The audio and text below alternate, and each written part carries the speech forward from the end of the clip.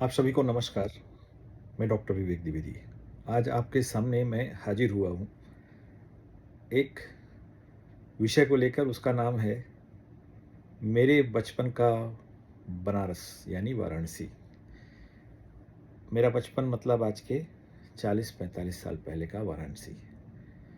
40-45 साल पहले का वाराणसी एक आराम से सुस्ताया हुआ शहर रहता था। आज तो मोदी जी ने बनारस की काया पलट कर दिया है। तो मैं आपको उस समय मेरी निगाह में, एक बच्चे की निगाह में बनारस कैसा था वो आपको आज बताता हूँ। मैं 8th क्लास तक 6th क्लास तक बनारस में पढ़ा हूँ। उसके बाद 7th में लखनऊ में पढ़ा। उसके बाद लेकिन मेरे फादर की पोस्टिंग वहाँ पे थी बनारस में। बाद में ट्रांसफ़र हो गया तो मैं बनारस में आना जाना लगा रहता था, क्योंकि मेरे भाई लोग वहीं पढ़ते थे। मैं बीच में वहाँ से निकल गया था, लेकिन 8th क्लास तक बनारस आया हूँ और 6th क्लास तक तो पूरा देखा मैंने, बहुत नज़दीक से देखा है। तो हम लोग 80 के पास रहते थे और वहाँ पर एक मझौली कोठी करके थी, वहाँ पे हम लोग रहते थे। हमारे घर के ठीक सामने से एक रोड जाती थी जिस पर जो कि 80 को लंका से जोड़ती थी। लंका एक जगह है वहाँ पे। बाहर वालों को, बनारस वालों के लिए बहुत छोटी बात है, बाहर वालों को नहीं ये मालूम है। तो 80 को लंका से जोड़ती थी। उसी रोड पर ये जगह थी। और सवेरे जब आप सो के उठेंगे 4 बजे के आसपास, अगर आपकी नींद खुल जाए तो आपको सवेरे सवेरे हरे राम मंत्र की आवाज़ लगाते हुए, हमारे जस्ट बगल में मुचु भवन था, तो वहाँ से लोग साधु सन्यासी, वो लोग सवेरे सवेरे उठ के, मुचु भवन में बहुत सारे साधु सन्यासी रहते थे, वो सवेरे उठ के गंगा जी के घाट पे नहाने के लिए जाया करते थे। 80 घाट बगल में था हमारे से, हार्डली 500 मीटर पर रहा होगा। वहाँ सवेरे उठ के जाया करते थे। और खाली आप अगर खिड़की के पास बैठ जाइए और कान लगा लीजिए सवेरे के टाइम, तो आपको 4 साढ़े 4 बजे से शुरू होता था, वो 6 साढ़े 6 7 बजे तक लगातार चलता रहता था। साधु सन्यासी आते जाते रहते थे, मंत्र बोलते जाते थे, हरे राम हरे राम हरे राम चलता रहता था। और सवेरे होते ही घंटा घड़ियाल की आवाज़ें और लोगों के लाउड स्पीकर पे मंदिरों से आरती और पूजा की आवाज़ें आने लगती थी। ये तो खैर हर तीर्थ स्थान पर ये होता होगा। तो बचपन वहाँ पे बीता है। सवेरे सो के उठे तो ये सब बिल्कुल कान में सुनाई पड़ने लगता था। प्लस हमारे घर में हमारे पिताजी खुद भी रामायण रोज़ सवेरे उठ के आधा घंटा कहते थे, तब से कहते हुए आ रहे हैं, तो वो तो एक अलग बात थी। अब सवेरे आप उठे सो के, हम लोग सवेरे सो के उठे, बच्चे थे, फिर स्कूल गए। वहाँ से 1-2 किलोमीटर पे स्कूल था। स्कूल गए, स्कूल से आए। एक बड़ा बढ़िया मुझे याद आता है जो प्रकरण, दूध लेने जाते थे। एक कीना यादव करके थे, उनके यहाँ हम लोग दूध लेने जाते थे। तो दूध में पानी बहुत मिलाते थे यादव जी। तो ये था कि भाई दूध में पानी ना मिलाने पाएँ, जाके ज़रा देखो पानी ना मिलाएँ। यादव जी भी होशियार थे, तो क्या करते थे, अब ये था कि अगर बाल्टी में दूध निकाल रहे हैं तो दूध सामने निकलवा के हम लोग लाते थे, और बाल्टी में अगर दूध निकाल रहे हैं तो छन्न से आवाज़ आनी चाहिए। अगर उसमें पहले से पानी होगा तो भर्र से आवाज़ आएगी। तो ये एक टेक्निक थी जो हम लोग सोचते थे। वो भी और होशियार थे। तो क्या करते थे, बाल्टी के साइड में मारते थे धार। जब गाय दूहते थे तो बाल्टी के साइड साइड में मारते थे, तो छन्न से आवाज़ आती थी। तो सामने वाला अब कोई घुस के तो बाल्टी में देखेगा नहीं, दूर से ही लोग देखते थे। तो लोगों को लगता था कि हाँ अभी इसमें पानी नहीं है, लेकिन पानी तो मिला ही देते थे कुछ न कुछ करके। खैर उस समय वहाँ पे हमारे घर के बगल में ही थोड़ी दूर पे, मुश्किल से मुझे लगता है 2-3 किलोमीटर पे संकट मोचन था, और 2 ही 3 किलोमीटर पर मानस मंदिर और दुर्गा कुंड था। वहीं से फिर वही रोड जो हमारे घर के सामने से निकलती थी, 80 से फिर भदैनी होते हुए गोदौलिया जाती थी। और उस ज़माने में गोदौलिया के आसपास तो तांगे भी चला करते थे, और रिक्शा ही एकमात्र सही साधन था। कुछ लोगों के पास कार हुआ करती थी, बहुत ही रेयर था। कार और जीप बहुत बड़ी चीज़ थी उस ज़माने में, किसी के पास वो सब कुछ रहता नहीं था, सब लोग रिक्शे से ही चलते थे। उसके बाद हमारे यहाँ से निकलेंगे तो 80 घाट था, 80 घाट पे जाओ, 80 घाट से घाट घाट घाट घाट घाट अगर आप चलते चले जा रहे हैं, हम लोग बहुत छोटे थे उस समय, नहीं जाते थे, किसी के साथ, बड़े लोगों के साथ ही जाते थे। घाट घाट घाट घाट अगर आप चले जाएंगे तो आप सीधा दशाश्वमेध घाट पहुँच जाएंगे। और अस्सी घाट पर ही गोस्वामी तुलसीदास रहते थे और उन्होंने वहीं पे रामायण वगैरह रामचरितमानस लिखा हुआ है। और अस्सी घाट पर एक उस समय एक नंगे बाबा रहा करते थे, जो एकदम नंग धड़ंग रहते थे, भगवान शिव के भक्त थे। एक पीपल का पेड़ था वहाँ पे। अभी मैं बहुत मतलब 40 साल हो गया, मैं अस्सी घाट गया नहीं, लेकिन लोगों का कहना है शायद वो पक्का कर दिया है। और वहाँ पे अलग अलग अलग अलग स्थानों के नाम पे, अलग अलग लोगों के नाम पे बहुत सारे घाट हैं। जो कुछ प्रसिद्ध घाट हैं जैसे अस्सी घाट है, दशाश्वमेध घाट है, मणिकर्णिका घाट है, हरिश्चंद्र घाट है, ये सब घाट हैं। बनारस के घाट देखने के बाद मैं इटली गया हूँ, मैंने वेनिस देखा हुआ वहाँ पे।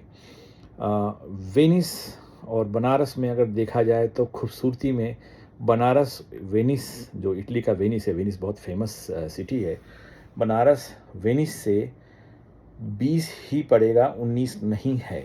मैं फिर से दोहराता हूँ, वेनिस अगर आप देख के आएंगे और बनारस देखेंगे तो बनारस वेनिस से 20 है, 19 नहीं है। इतना सुंदर है बनारस के घाट। और अभी जब से प्रधानमंत्री मोदी जी ने जब से उनकी कॉन्स्टिट्यूएंसी हुई है, तब से बनारस में गया तो मैं बनारस पहचान नहीं पाया। मैं अपनी बिल्डिंग जिसमें मैं रहता था उसमें गया, अभी तो बहुत पुरानी बिल्डिंग हो गई, कम से कम 100 साल तो हो गई होगी, राजा बनारस की बिल्डिंग है वो। तो वहाँ पर हम गए थे ढूंढने के लिए, मुझे ढूंढने पे मिली नहीं, और मेरा भाई गया था, उसने वहाँ का वीडियो बना के लाया है। उसके बाद इतना डेवलप कर दिया है, इतना अच्छा कर दिया, पूरा काया पलट हो गया है। और काशी विश्वनाथ का तो अभी लोग जाके, मैं तो 2018 के बाद नहीं गया, लेकिन लोगों का कहना है कि वो तो पूरा काशी विश्वनाथ का तो पूरा एकदम इतना सुंदर बना दिया है कि वो दर्शनीय स्थल, अति दर्शनीय स्थल हो गया है। काशी विश्वनाथ की मुझे याद है, पहले वहाँ से गलियाँ थी, जिससे वो गुदौलिया से होकर गली के अंदर होकर के हम लोग काशी विश्वनाथ जाया करते थे। सकरी गलियाँ थी, दोनों तरफ उनके दुकानें थी, छोटी छोटी दुकानें थी, जहाँ बच्चों के खिलौने और बहुत सारे सामान बिका करते थे, और लोग वहाँ से अपना सामान खरीदते हुए जाते थे, चप्पल भी वहीं रख देते थे। और काशी विश्वनाथ का मंदिर तब भी वैसे था, अभी है, लेकिन उसके सराउंडिंग में जो एरिया है उसको काफ़ी कुछ क्लीन कर दिया, बहुत साफ़ कर दिया, बहुत अभी अलग उसका लुक है। बनारस गलियों का शहर है।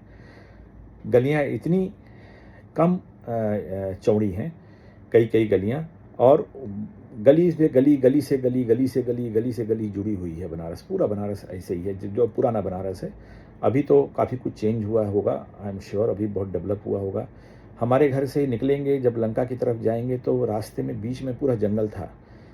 बीच में से वहाँ से संकट मोचन जाना है तो जंगल से होके हम लोग कभी कभी संकट मोचन जाया करते थे। अभी एक बार मैं गया था कुछ साल पहले, 2-4 साल पहले, देखा तो वहाँ पूरा कॉलोनी बन गई, घर बन गए, पूरे घर बन गए।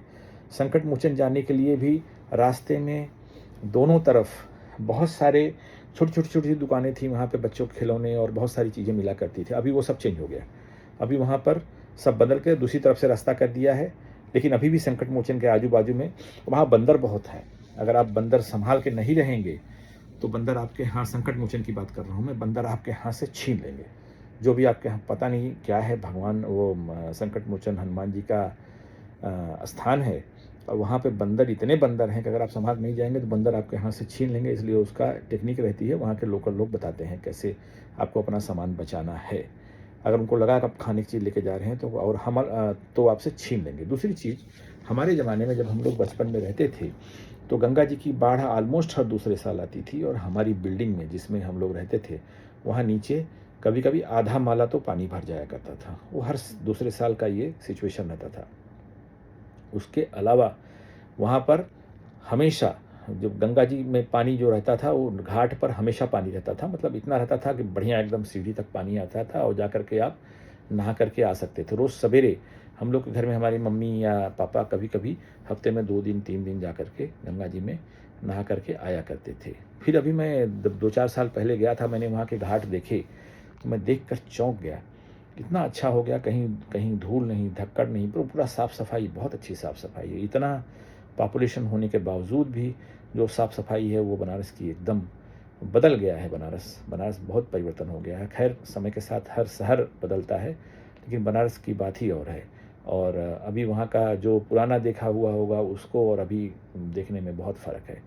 बनारस का, वहाँ का आबो हवा, वहाँ की जो वहाँ पर रहने वाले लोग, एकदम वहाँ पे एक तरह से देखा जाए तो थोड़ा बहुत मस्त रहते हैं वहाँ के लोग। एक अलग ही माहौल रहता है अभी भी, कितना भी उसका आधुनिकता की दौड़ में बनारस आगे बढ़ गया हो, लेकिन अभी भी लोग वहाँ के मस्त मौला हैं। और वहाँ पर हमारे ज़माने में, अभी का मुझे नहीं मालूम, हमारे ज़माने में वहाँ पे भांग बहुत फ्री बिका करती थी। एक बार की बात है, हम अपने डैडी पापा के साथ हम गए थे ज़रा एक मंदिर दर्शन करने के लिए, दुर्गा कुंड गए हुए थे। और वहाँ से आज दुर्गा कुंड, दुर्गा मंदिर, दुर्गा कुंड बोलते हैं, दुर्गा मंदिर और मानस मंदिर, वहाँ से दर्शन करके आ रहे थे। एक जगह एक कुल्फ़ी बिक रही थी, और वो कुल्फ़ी में उस समय वहाँ पर फ्री खुलेआम, मतलब कुल्फ़ी में भांग मिला के बेचा करते, भांग वाली कुल्फ़ी बिका करती थी। और पापा ने हमारे ध्यान दिया नहीं, और वो कुल्फ़ी उन्होंने बोला दे दो, उसने दे दिया, और वो हमने खाया कुल्फ़ी, खा लिया। वो कुल्फ़ी खा करके मेरे को दिमाग पे चढ़ गई। मैं कितना साल का था, मुश्किल 10-11 साल का था। कुल्फ़ी चढ़ गई। फिर मुझे उससे ठीक होने में, मेरे को इतना ज़्यादा नशा कर दिया उसने कि मुझसे ठीक होने मुझे 10 दिन लग गए। मुझे एकदम हर चीज़ से डर लगने लगा, सिर घूमने लगा, बच्चे को कुल्फ़ी खिला देंगे भांग वाला, ऐसा सिचुएशन था वहाँ पे उस समय। बाद में सब अब तो कंट्रोल वगैरह हो गया होगा। मानस मंदिर वहाँ पे है, बहुत सुंदर है। इधर दुर्गा मंदिर के बगल में है, संकट मोचन दुर्गा मंदिर के बगल में मानस मंदिर है, बहुत अच्छा है। मैं गया था, देखा, पहले जैसा था वैसे ही है, काफ़ी अच्छा है। दुर्गा मंदिर है, बड़े पुराने पुराने मंदिर हैं बनारस में। और संकट मोचन की तो बात ही अलग है, बहुत ही पुराना मंदिर है। इसके अलावा एक बीएचयू है, बनारस हिंदू यूनिवर्सिटी के अंदर में एक बिरला मंदिर है, जो कि बहुत ही अच्छा है, जिसको बीएचयू के कैंपस के अंदर में है। बीएचयू का कैंपस अपने आप में एक स्पेशल कैंपस है, अलग है। और बीएचयू जाने के लिए लंका से होकर के जाना पड़ता है, जो कि बीएचयू के चारों तरफ अपनी एक बाउंड्री थी, अभी भी होगी आई एम श्योर। और काफ़ी बड़ा कैंपस है, एक अलग ही उसका एक महत्व है। उसके बाद आप इधर आएंगे मेन सिटी में तो गोदौलिया है, और गोदौलिया के बगल में अपना काशी विश्वनाथ मंदिर, जिसके लिए बनारस बहुत प्रसिद्ध है, बहुत ही अच्छा है। और घाटों की तो बात ही कहने की कुछ मतलब जितना वर्णन किया जाए उतना अच्छा है। वहाँ की गंगा आरती आप सभी लोगों ने, आजकल तो इतना ज़्यादा इंटरनेट पे हो गया है, आप लोगों ने देखा होगा। बचपन में बनारस की जो याद थी, और इसके अलावा एक चीज़ और मैंने देखा, हमारी बिल्डिंग ऐसी थी जो कोऑपरेटिव सोसाइटी के जैसा था, हालांकि कोऑपरेटिव नहीं थी। बहुत सारे लोग रहते थे उस बिल्डिंग में, कम से कम कुछ नहीं तो मेरा ख्याल है 20-25 परिवार रहते थे। वहाँ पे कलाकार बहुत हैं बनारस में। मेरी बिल्डिंग में मुझे याद है 1 या 2 लोग ऐसे थे जो कम से कम रोज़ 4 घंटा रियाज़ करते थे तबले पे। अभी वो तो खैर कुछ बड़े बड़े संगीतज्ञ होंगे। तबले पे रोज़ 2-3-4 घंटा सवेरे उठ करके दर दर दर दर दर बजाते थे। सुबह शाम उनकी आवाज़ मुझे सुनाई पड़ा करती थी।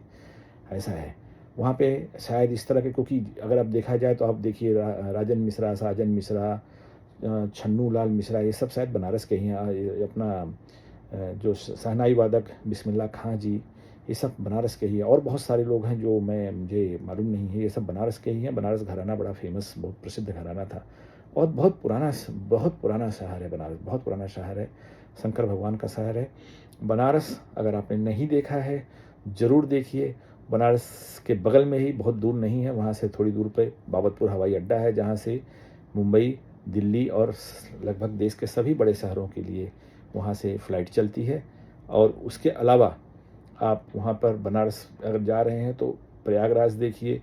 अब तो अयोध्या भी हो गया, अभी कहते हैं कि एक ट्रायंगल जैसा हो गया है। अयोध्या जाना है, प्रयागराज जाना है और बनारस जाना है, तीनों घूम के आइए, बहुत ही अच्छा हो गया। और रोड्स माननीय नितिन गडकरी जी की वजह से रोड्स इतनी अच्छी बना दिया है वहाँ पे कि आप एक जगह से दूसरी जगह जाने के लिए जहाँ पहले 6-6 घंटे लगते थे, वहाँ आप अभी 2 घंटे में पहुँच सकते हैं। इतनी अच्छी रोड्स हैं, बहुत अच्छी रोड्स हैं। मतलब आप समझिए कि एक बार आप मेन रोड पे आ गए तो आपको रुकना नहीं है, फिर आप सीधा चले जाइए। बहुत अच्छी रोड्स हैं।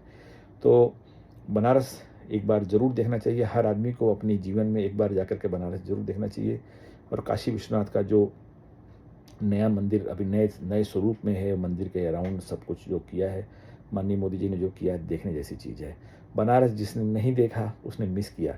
एक तरह से कहा जाए तो हमारे देश का, या इस तरह पूरब का वो वेनिस है। वेनिस भी मैंने देखा है। वेनिस में जब गया था, वहाँ पर देखने में फ़ोटो में बहुत अच्छा लगता है, लेकिन बदबू मार रहा था। समंदर का पानी है, पानी जब सड़ जाता है, उसमें शायद थोड़ी गर्मी भी थी, तो बदबू मार रहा था। देखने में बहुत सुंदर है, बड़े बड़े घर हैं, पुराने पुराने घर हैं, काफ़ी महंगा भी है, खैर वो तो रहेगा, विदेशों में चीज़ें महंगी हैं। और उस हिसाब से देखा जाए तो अपने बनारस का काफ़ी अच्छा है। गंगा जी का मधुर, एकदम गंगा जी का पवित्र पानी है, साफ़ पानी है, उस हिसाब से बनारस बहुत अच्छा है। तो पूरब का वेनिस कहा जाए तो गलत नहीं होगा और बहुत ही सुंदर शहर है। हर आदमी को एक बार देखना चाहिए और रहने की बहुत अच्छी-अच्छी फैसिलिटीज़ है बनारस में। आपके हर बजट के हिसाब से बनारस आपको सूट कर जाएगा। एक बार जाके देखिए, खाने के लिए बहुत अच्छी-अच्छी जगहें हैं और घूमने की भी बहुत अच्छी जगह है। ये तो मैंने बताया, उसके जस्ट बगल में सारनाथ है। सारनाथ जो कि बहुत महात्मा बुद्ध का है वहाँ पे। ये बहुत फ़ेमस जगह है, बौद्ध धर्म का बहुत फ़ेमस जगह है और जहाँ पर अशोक की लाट वगैरह मिली थी, जो आज हमारा स्तंभ, अशोक का स्तंभ मिला था, जो कि हमारा बहुत प्रसिद्ध, हमारा देश का जो राज्य चिन्ह है, वहीं से मिला था, सारनाथ से मिला था। हर आदमी को एक बार बनारस देख के आना चाहिए और ज़रूर जाना चाहिए। बहुत बहुत साधु सन्यासी वहाँ पे, बहुत साधु सन्यासी, बहुत सिद्ध पुरुष लोग हैं। अगर आप बनारस जा रहे हैं, आपके पास समय है, तो उन लोगों से ज़रूर मिलिए। इसके साथ ही अब आज समाप्त करता हूँ। अगली बार अगले विषय पे आपसे मिलता हूँ। नमस्कार।